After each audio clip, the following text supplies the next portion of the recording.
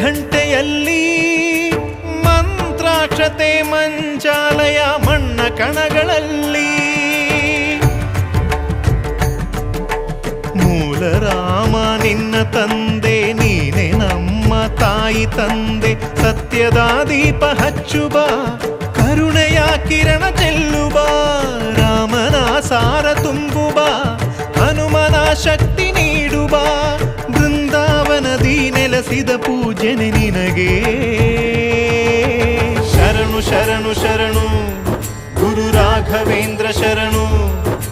ಶರಣು ಶರಣು ಶರಣು ಗುರು ಸಾರ್ವಭೌಮ ಶರಣು.